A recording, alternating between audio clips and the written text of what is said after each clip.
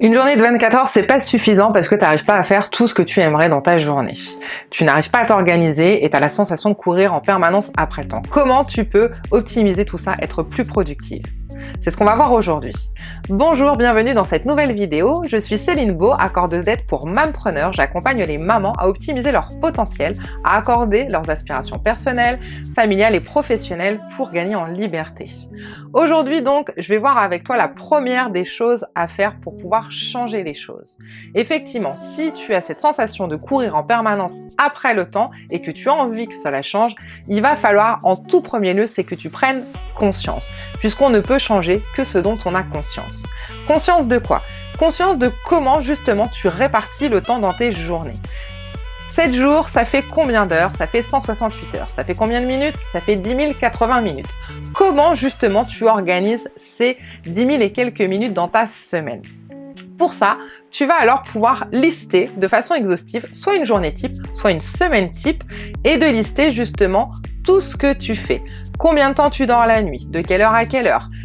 Combien de temps le matin pour le petit déjeuner avec les enfants? De quelle heure à quelle heure les enfants vont à l'école? Combien de temps pour les temps de transport? Toi au niveau du boulot, si tu es à ton compte, combien de temps tu travailles peut-être à la maison? Si tu as une boutique, quels sont tes horaires d'ouverture? Si tu es salarié, alors c'est pareil, quel est ton temps? Justement, combien de temps pour manger? Le soir, le repas, ça se passe comment? Le bain, les devoirs, les tâches ménagères, les courses, vraiment de lister tout, les activités des enfants. Tu vas avoir donc des temps personnels, des temps obligatoires, on va dire les ouvertures peut-être de ta boutique ou de ton entreprise, les rendez-vous médicaux. Tu vas avoir des temps professionnels et tu vas avoir des temps perdus. Qu'est-ce que c'est les temps perdus? Eh bien, tu vas peut-être justement te rendre compte qu'il y a énormément de minutes que tu passes ce qu'on appelle à procrastiner. C'est-à-dire que peut-être tu vas aller vouloir chercher quelque chose sur Internet et puis hop, de fil en aiguille, tu vas te retrouver sur les réseaux sociaux, aller regarder les fils d'actualité et au lieu d'y passer 5 minutes, eh ben, tu y as passé 1h30. Ça, c'est du temps perdu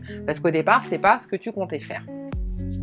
Cette prise de conscience, elle va te permettre quoi? De voir justement où se situe le déséquilibre et puis aussi peut-être prendre conscience, comme je te disais, du nombre de minutes perdues peut-être que tu as et dont on n'a pas conscience quand on ne fait pas cet exercice-là. Tu vas alors pouvoir, justement, en ayant cette conscience de la répartition de ton planning, on va dire, pouvoir voir quels sont les temps que tu as envie de changer et comment les réagencer. D'accord? Cet exercice va aussi, comme je te disais, donc te permettre de prendre conscience du temps perdu et de se dire comment je pourrais mieux utiliser ce temps pour toi-même déjà parce que c'est important de prendre du temps pour soi, tu le sais, pour ta famille, peut-être pour ton activité, peut-être même pour développer une activité secondaire afin de diversifier tes revenus et diversifier ton activité ou peut-être tout simplement pour ne rien faire. Parce que ça n'est pas grave de ne rien faire à partir du moment où c'est voulu et où c'est conscient. Et c'est envie de dire, c'est même important parce que c'est ce qui te permettra d'être plus productive dans d'autres tâches. À partir de là, voilà, tu as ton planning jusqu'à maintenant que tu utilisais. Tu vas alors pouvoir, comme je disais, réagencer les choses. C'est-à-dire, tu vas reprendre une feuille avec un emploi du temps un peu façon comme les enfants à l'école et y inscrire déjà pour commencer tous les temps obligatoires qui sont immuables. Les horaires d'école, les horaires de ton boulot si tu n'as pas le choix dans tes horaires de travail. Ensuite, à partir de là, pareil, tes temps de sommeil, on va dire. Si tu sais que tous les soirs, tu te couches à 23h et que tu te lèves à 7h, peut-être si ça aussi, tu peux le modifier en fonction de ton état de forme, mais quelque part, c'est quand même important d'avoir au moins 7 heures de sommeil tous les soirs.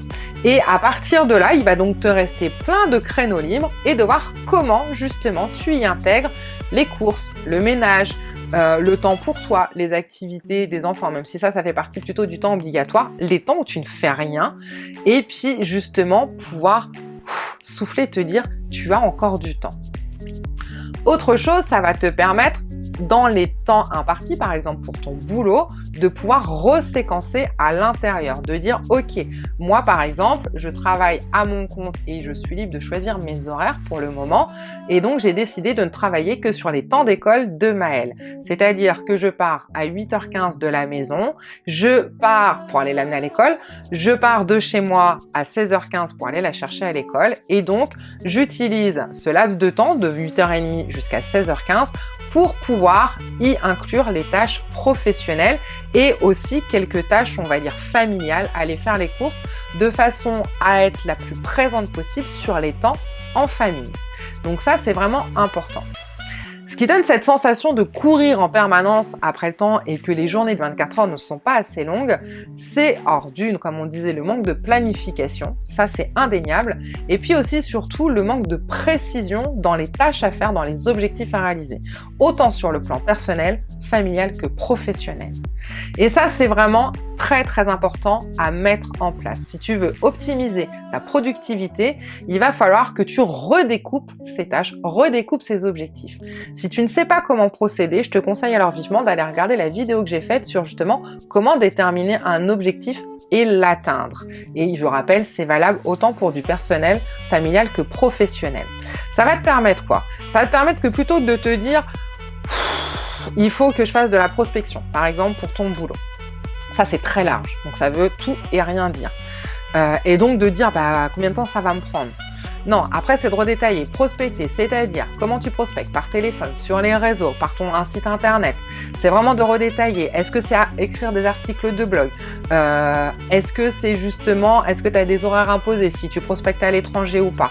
Et donc c'est vraiment de reséquencer un petit peu tes tâches pour pouvoir avoir des petits objectifs, des petites tâches beaucoup plus rapidement atteignables et donc beaucoup plus faciles à caser dans ton quotidien.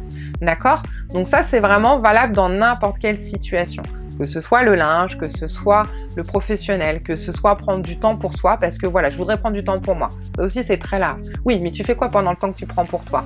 Est-ce que tu prends un bain? Est-ce que tu vas chez le coiffeur? Est-ce que tu bouquines? Est-ce que tu dors? Est-ce que tu fais du sport? Est-ce que...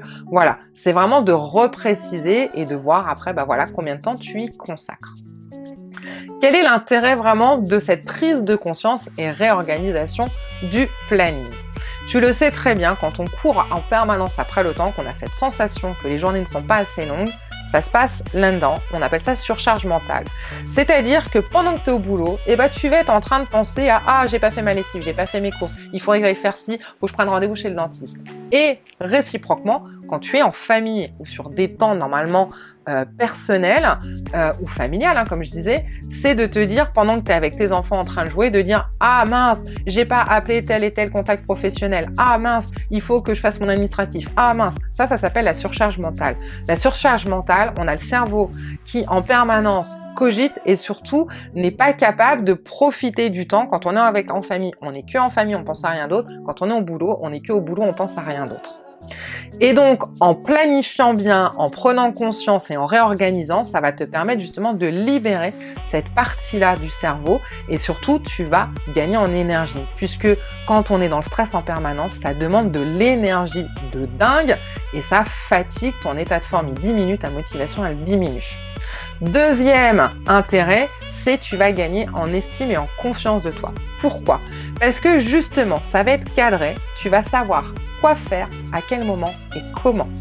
Et du coup, tu vas pouvoir justement réussir à réaliser tes tâches et ne plus être dans « j'ai pas le temps, j'ai pas le temps, j'ai pas le temps, j'ai pas le temps ». Cette sensation de courir après le temps n'amène qu'une sensation d'échec, d'impuissance, de ne rien contrôler et donc d'être une moins que rien. Et donc l'estime, forcément, elle en prend un coup. La confiance, c'est « je ne me sens pas capable de ». Alors que quand tu organises et tu planifies et que tu sais ce que tu as à faire, et du coup, tu fais les choses sur les temps impartis, tu y arrives, tu es contente de toi, tu es fière, tu es satisfaite, tu es capable. Donc, ça booste ton moral et puis surtout, ça va pouvoir te permettre de continuer à préserver ta motivation et à avancer et à te développer.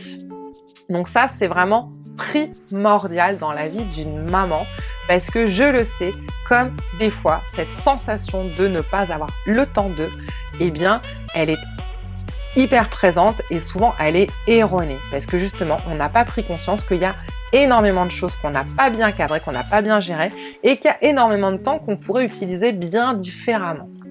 Une fois que tu as justement pu réagencer un petit peu ton planning, même si c'est de façon générale, tu vois, comme moi par exemple, je t'ai dit, de 8h30 jusqu'à 16h15, c'est mon temps pour le boulot, il va falloir à l'intérieur, justement, savoir comment tu peux encore plus optimiser ton temps, encore être plus productive, autant sur le plan perso, mais surtout sur le plan professionnel. Dans les prochaines vidéos, justement, je vais aborder avec toi la méthode Pomodoro, qui est une méthode, on va dire, de fractionner. Donc moi, c'est quelque chose qui me parle en étant justement éducatrice sportive. Fractionner, ça veut dire quoi? C'est des alternances d'unités de temps où tu vas travailler, des unités de temps où tu vas te reposer et qui sont agencées de la façon la plus optimale possible pour que tu gardes ta concentration, ton focus et donc ton efficience. Et donc ça, ce sera dans les prochaines vidéos. J'espère en tout cas que cette vidéo-ci va t'avoir été utile. N'hésite pas, je te rappelle, à la partager autour de toi parce que tu as forcément une maman ou une femme dans ton entourage qui a peut-être besoin justement d'avoir un tips, un outil, une solution pour être un peu mieux organisé. Et donc, c'est l'occasion de. Pense à liker aussi la vidéo. Ça fera du bien à tout le monde. C'est un échange de bons procédés. Si tu n'es pas abonné encore, n'hésite pas à le faire non plus pour ne rater aucune des vidéos que je vais te proposer. Sur ce, je te souhaite une excellente fin de journée et je te dis à très vite dans les prochaines vidéos.